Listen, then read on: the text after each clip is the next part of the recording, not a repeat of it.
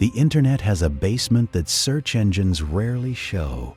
Below the dead links, expired domains, and harmless error pages, there are websites that feel wrong the moment they load, not because they look frightening, but because they seem to know who is visiting them. Pages that update when no one should be online. Archived forums that answer questions before they are typed.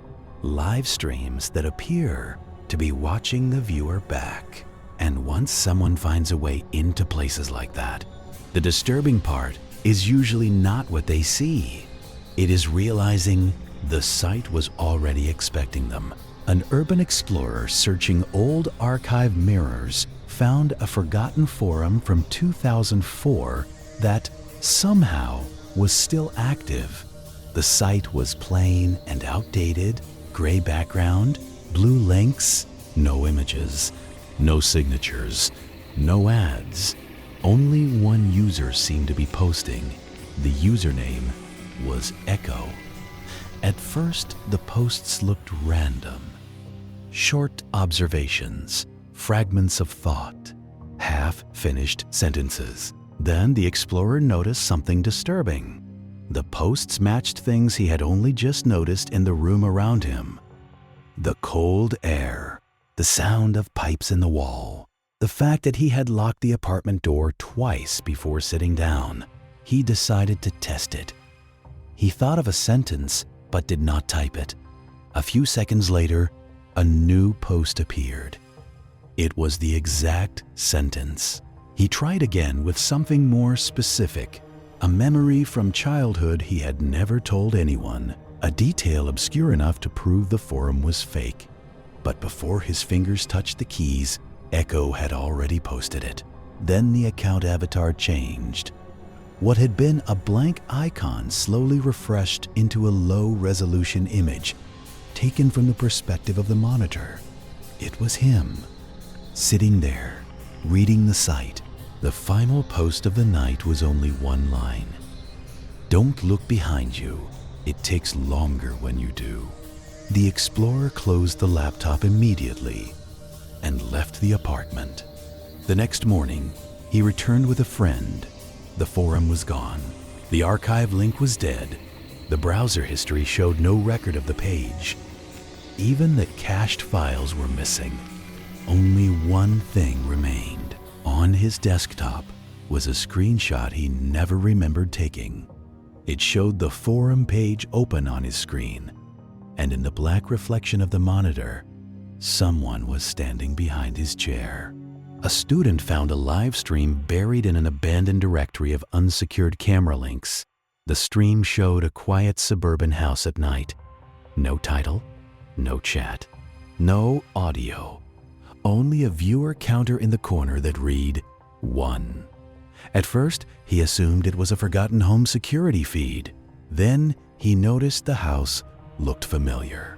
A few seconds later, he understood why. The camera was pointed directly at his own bedroom window, but the image on the stream was not live. It was delayed by exactly 10 seconds. He refreshed the page. The counter changed to 2. No one else had the link. That was when he noticed movement in the delayed footage.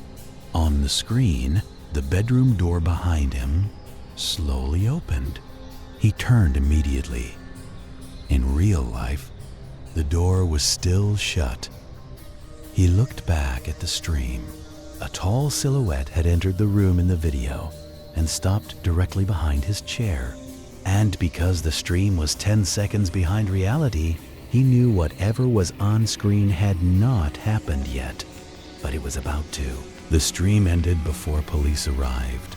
The page vanished, the domain went offline. The camera source could not be traced. The student was found outside the house, barefoot, still holding the laptop. He told investigators only one thing, that whatever had appeared in the stream never showed its face because it had his. A freelance developer bought an expired domain through a bulk auction and found that the server still contained a hidden directory labeled Preview. Inside were screenshots of websites that did not exist yet, news sites, small blogs, company home pages, memorial pages. At first, he assumed they were test layouts, but over the following weeks, those exact pages began appearing online. Same design, same text, same dates. The hidden site was not archiving the web, it was archiving pages before they existed. Near the bottom of the directory was a final entry with tomorrow's date. It led to a local news page that had not gone live yet. The headline was a missing persons report. The photograph attached to it was his own. He checked the server logs and found something worse. The hidden directory was receiving one visitor every night at exactly 3:14 a.m. The IP address was his home connection. He lived alone. He set up a camera in the office and let it run overnight. At 3:14 a.m., the recording showed the office door opening. No one entered, but the chair rolled backward on its own. A few seconds later, the monitor turned on and the preview site uploaded one new page, a screenshot of his office, taken from inside the room. The next day, the domain expired again and disappeared permanently. Only one image survived: an empty desk, a glowing monitor, and a local news article already cached in the browser. Status: published. Most disturbing websites do not look dangerous at first.